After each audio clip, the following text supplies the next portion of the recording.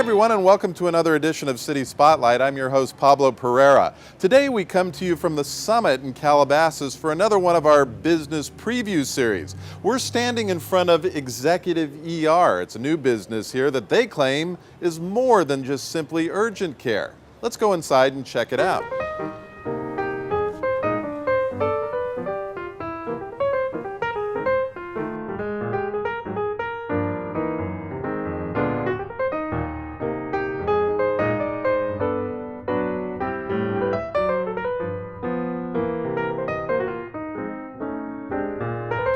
All right, we're here with Ian Kirby. He is the Executive Marketing Director for Executive ER. That's a fancy term for part owner, isn't it? Exactly, yes it is, yeah. Our business is owned by my wife and another business partner who are also our partners at our Beverly Hills location. So you opened when? This location opened 22 days ago on May 15th. Mm-hmm. And why Calabasas? You know, we looked all over Orange County, we looked all over LA and the Valley to open our second location. We found a specific need here in the Valley because there wasn't a level of urgent care that really can meet major needs.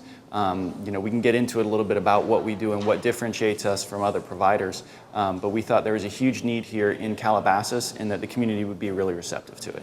What we offer is an experience that is usually a little bit faster than the hospital ER waiting room. Not always, but usually our patients only wait a couple minutes. And we also offer almost all services that a hospital ER will offer as well. What we don't offer are treatments for life-threatening injuries. So we always want our patients to know that if you need to dial 911 or if you're concerned that your life is in danger, you need to go straight to the hospital emergency room or again dial 911. But we treat pretty much anything under that, whether it's a broken bone, a laceration, even a sore throat, or a hurt tummy. We treat a lot of kids here too. But we have a full complement of services like labs, x-ray, and things that a lot of smaller centers don't provide, that the larger centers do provide, but that you have to wait a while to get into. So we're open 7 days a week from 9 a.m. to 9 p.m. If you come in here any day a week between 9 a.m. to 9 p.m., you're always going to have access to a board-certified ER doctor. So these are the same ER doctors that are working in our local community hospitals, and just as they do shifts at the hospitals, they also do shifts here. So a lot of times at smaller facilities, you're not going to get someone that has that level of acuity and can take care of those higher level needs. But these are people that see, you know, serious things like gunshot wounds, and so you're getting that sort of level of medical expertise in here in a much more convenient and we think warmer environment. In addition to them, also on their teams are registered nurses, medical assistants, and x-ray techs. And then, of course, we have our lovely front office staff who is, again, we try to train them to be a little bit more familiar with medical conditions as opposed to just answering the phone and saying hello. Because Calabasas is a beautiful community, beautiful outdoor community, we've been seeing a lot of outdoor injuries. So just yesterday we saw a mountain biker who took a pretty bad spill and had, you know, a lot of embedded gravel. And so we debrided his wounds and took care of him and put him on some antibiotics, and, you know, he walked out of here an hour later feeling and looking a lot better than how he walked in. He'll probably be riding in a week or two again. Mm-hmm. We see things like people come in and they're maybe trying to get pregnant and not sure if they are, and they want to do a little bit more than the test they can get at the drugstore, so they come in and we can run those tests. We see a lot of physicals, especially coming into the summer camp and sports seasons. We've seen a lot of youngsters coming in. You know, parents want to make sure they're okay to join the team or to, you know, go to camp because they're going to some, you know, basketball camp or something like that. And then we also do and have seen a lot of adult physicals. Again, people going on vacations, they're going traveling, they want to make sure their bodies are in check before they, you know, leave their home base. So we do, you know, the full set. And then we also do, as I mentioned earlier, we have a full laboratory here. So we can run stat labs and get you all the answers that you want to know for your basic blood tests and things like that. And then if people have something a little bit more obscure they want tested, or sometimes they'll come in and the doctor will notice something and say, hey, we should send this out for a lab. We have a partner in the community called Quest Labs, and they run our labs incredibly quickly. So the difference between a so-called clinic and executive ER, you were kind of explaining that to me. Sure. Well, so there's a broad range of spectrum in healthcare, and healthcare is really confusing, and that's, as a kind of aside, one thing we try to do is really work with our patients to have them not just come here and feel cared for and be cared for and get better, but also understand how we fit into the healthcare system and just how get them a little more comfortable with the idea of what their insurance is and how it works and what we can provide and what other providers can provide. So something that's been really interesting is over the years at Beverly Hills, and now even just in the past few weeks, how we've found that we've been welcomed in the healthcare community. Oftentimes when a new business in any industry opens, we see that if it is successful, usually you've got some people that are mad at it, and because it's putting those people out of business. That's not really, it was never our intent to do that, and that hasn't happened, which has been really pleasant for us, and especially our local healthcare communities. What we found is that because of how we operate, because we're a port of entry into the healthcare system, hospitals like us. So, you might think, well, you guys are taking business away from the emergency room. Well, we're taking business away from the emergency room that the emergency room doesn't want to see. That emergency room is built to take care of life-threatening conditions. It actually clogs up the system when someone comes in with a bee sting. When they come here, they don't have to wait as long. It costs them a little bit less, and they get usually a little higher level of personal care. Interestingly, we've also been really well received by insurance companies, because when that same person with that bee sting gets treated at a hospital, it's going to cost them a lot of money because they're paying for hospital overhead. When they come here, our overhead isn't nearly as much. So instead of it costing the insurance company $1,500 for John Smith to get the bee stinger pulled out of him, it's only costing them a couple $100 because they can come here, and ultimately John Smith is walking away usually a little faster, usually a little happier than if he had to go to the hospital and have that full-blown experience. We're also being really well received by local doctors, because if you're a local doctor and you've been in the community for a while and you've got a busy practice, when you're a patient, when Jade Doe wants to come in because her son has a hurt elbow, the front desk reception may say, Jane, we love you, but we've got a long wait and your son only has an elbow issue. It's going to be 3 or 4 days till you can come in. What we found is that those local doctors are starting to say, but if you want to be seen quickly, you can go to Executive ER, they're right up the street. And those local doctors do that because they know that we're going to take great care of their patient, and so we really just become an extra complement to their service, as opposed to crushing them, which is never our intention. So is that saying that the healthcare system overall is overburdened, as we often hear? It is. There's more need for facilities like this one, do you think? What's interesting is that the healthcare system it's not all the pieces, and this is my personal opinion, and I'm by no means a healthcare expert, but as a small business owner and as someone who operates in this field daily, the healthcare system has all the right pieces. It's really just how those pieces are organized and how we funnel our patients through the system, whether they again just have a bee sting or whether they got in a bad machine accident and really are about to die and need serious critical care at the hospital. It's about how we funnel those people, and it's also about educating the communities at large that we're in to say, so the patients know, here's where I need to go for this, and here's where I need to go for that. You asked the question where we fit in. So the easiest way I can describe it is on the spectrum of healthcare, we've got small doctors or maybe small urgent care facilities on this end, and you've got the full-blown hospital emergency room on this end. We try to fill in the gap of pretty much everything in between. So we want to give you the convenience and personal service that your small doctor or local urgent care will, but also the high level of acuity and attention and ability that the hospital will.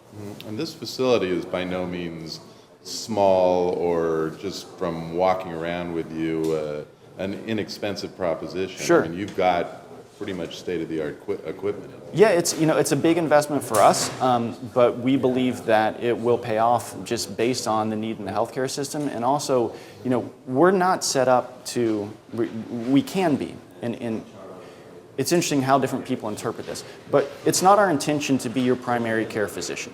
It's our intention for, if you have chronic conditions, if you need continual visits to your normal doctor, you really want to have a relationship with that doctor and go through, get your appointments and be there and get checked up regularly. What we're set up to do is treat any emergency, that's not life-threatening. But what we found is that that's what a lot of people, especially younger folks and younger families, we've seen a shift away in some communities and in some circumstances from them going to primary care into them just saying, I just want a la carte medical services. So it's, that's a personal choice for a family. Sure. So we have seen people, come in and they'll be repeat patients and they'll decide, hey, you're my primary care facility. And we say, It's not our intention, but if that's your decision because you feel like we provide you with the services you need, then great, we're here for you.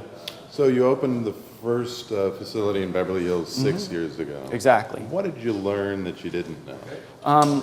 So a couple things, and if you visit that facility and visit this one, you'll see a couple key differences. One is that this facility is a lot larger. So our facility in Beverly Hills is a smaller facility. It's on the second floor of a building. One thing we realize is that a lot of the reason why people are hesitant or don't like the idea of healthcare or don't want to go to the doctor's office is because it feels shrouded in mystery and it feels like it lives behind an iron curtain.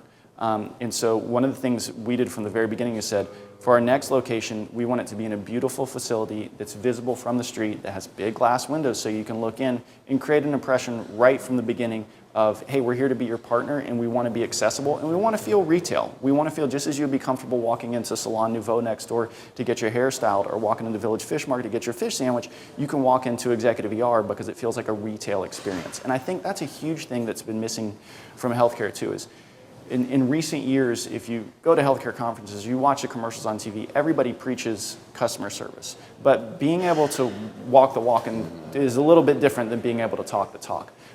So that's something we have here is a concept we call closing the loop, which is that when a patient comes in, that's the beginning of the loop being opened.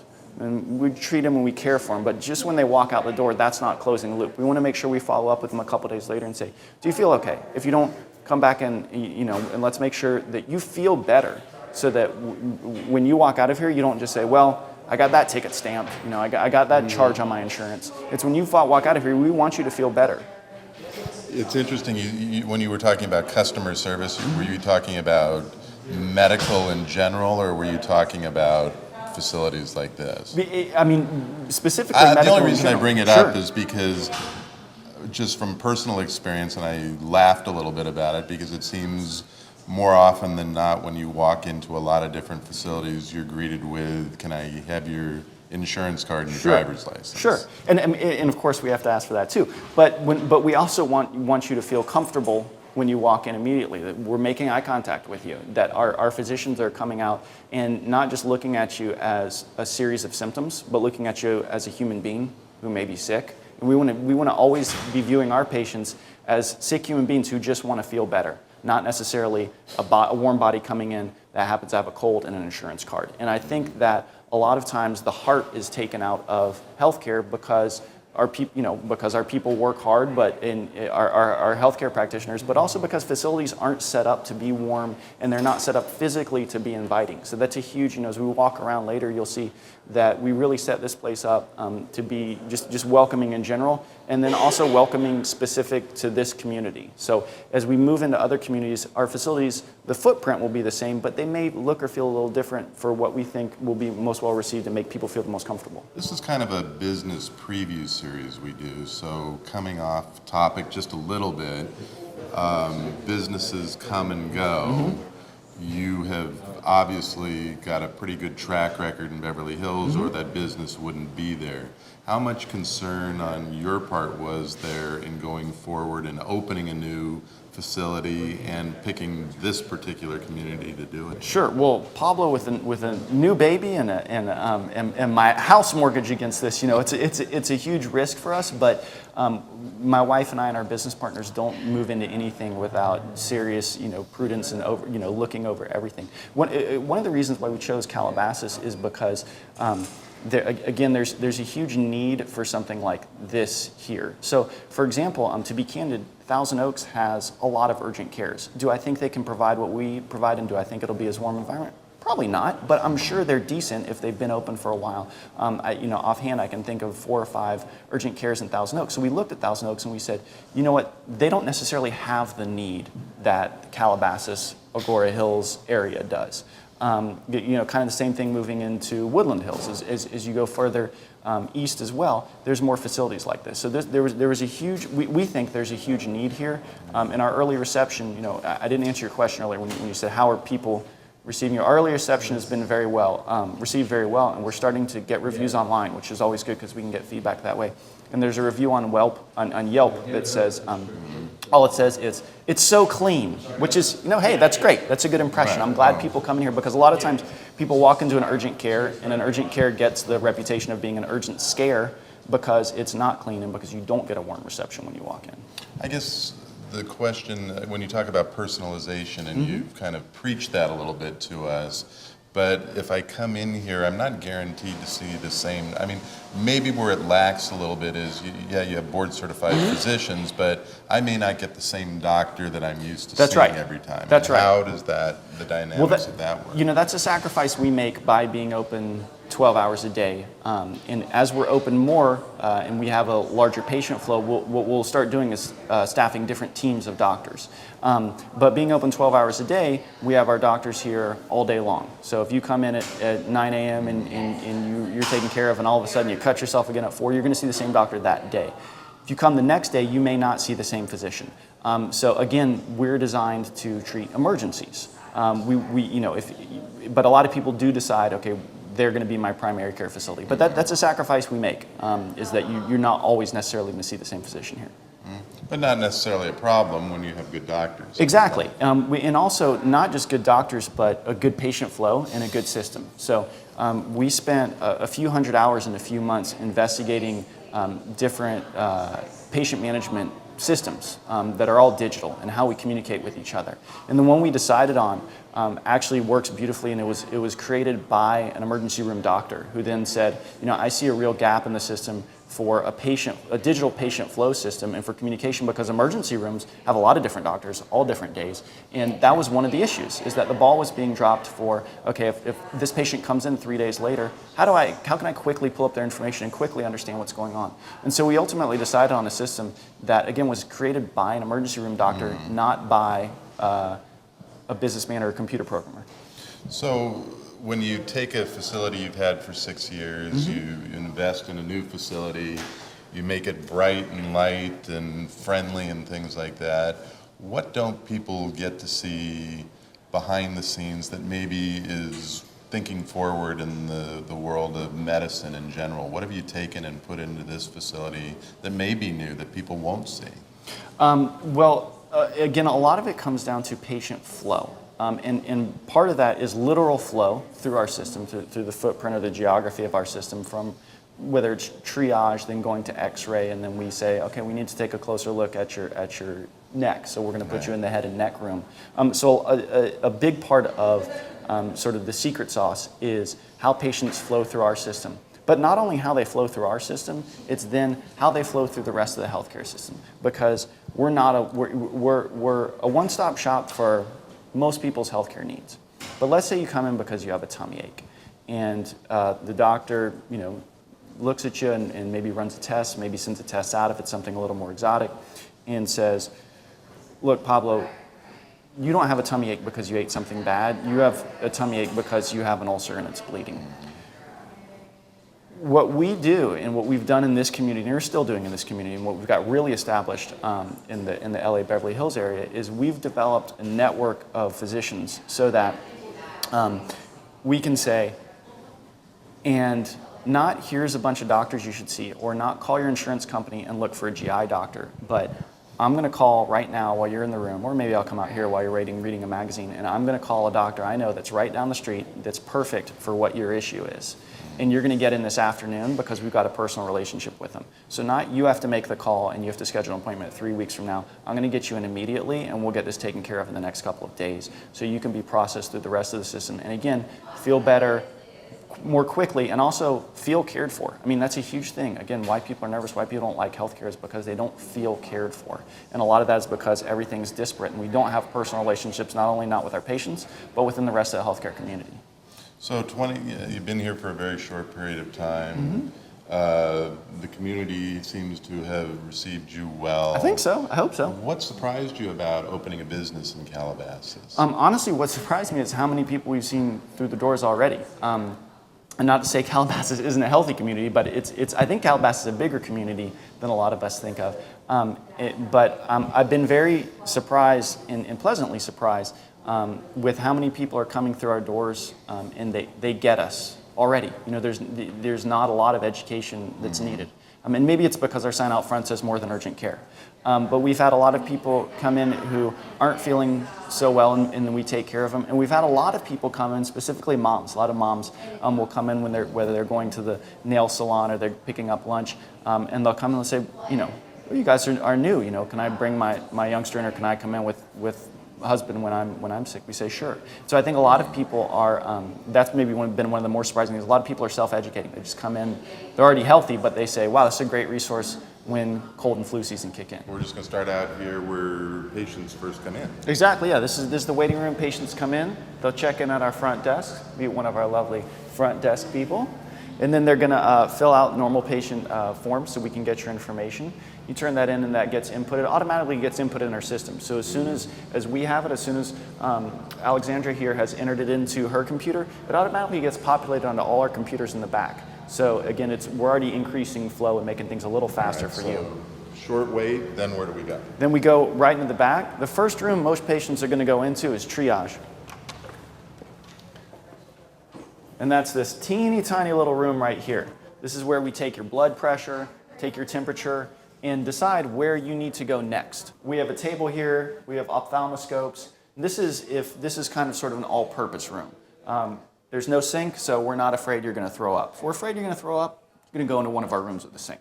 If you need to if you have a bad laceration, or for example, the gentleman I mentioned who was in the mountain bike accident yesterday and had a big wound with a lot of gravel in it, he was actually in this room, and that's, we'll pull up a little table right here, and the clinician or the doctor will go through one by one, pulling the gravel out and dropping it in the metal, and you can hear it hit the bottom of the bowl. But we can take care of really a whole lot in here. Again, all of our rooms to our patients probably look pretty similar. To our physicians, they look very different because the physician's eyes pick up little pieces of equipment that do this and that.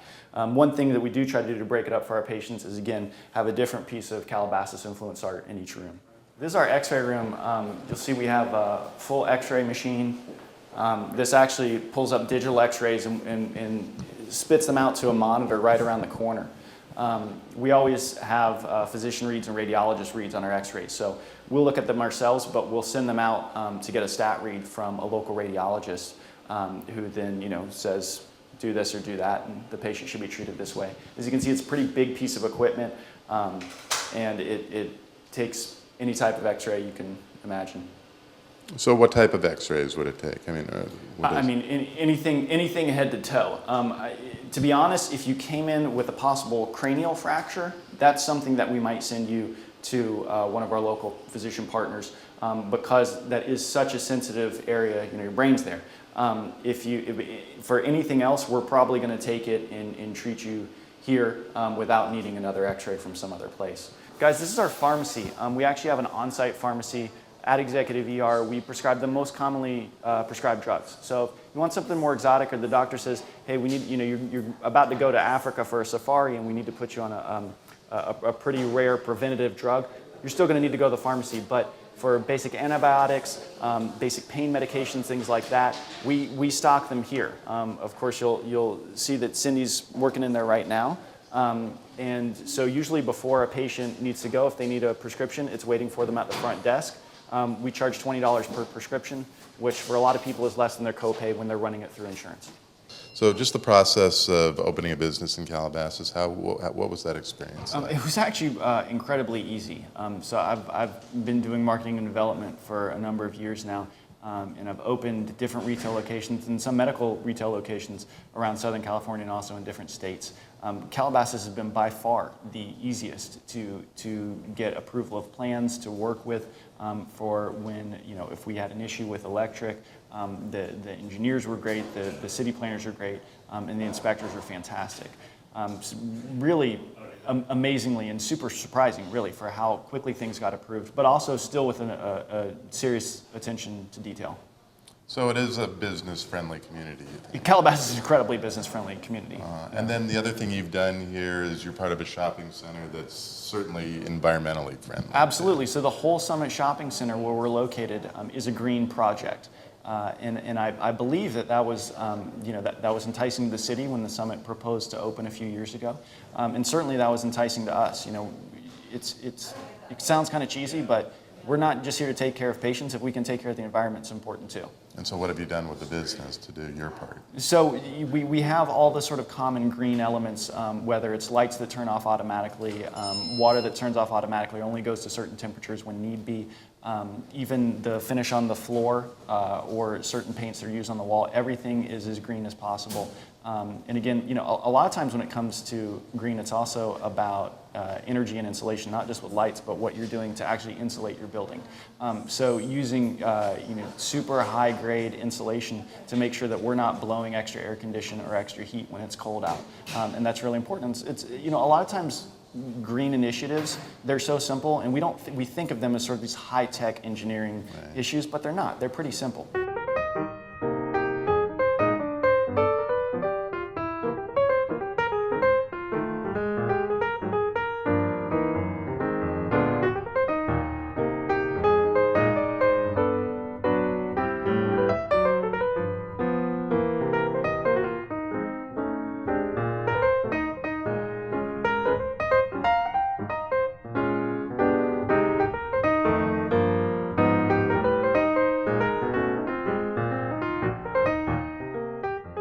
Well, that's going to do it for this edition of City Spotlight. We hope you've enjoyed the program. More importantly, we hope you've learned something about executive ER. For more information on this business or any of our business previews, you can log on to our website, cityofcalabasas.com.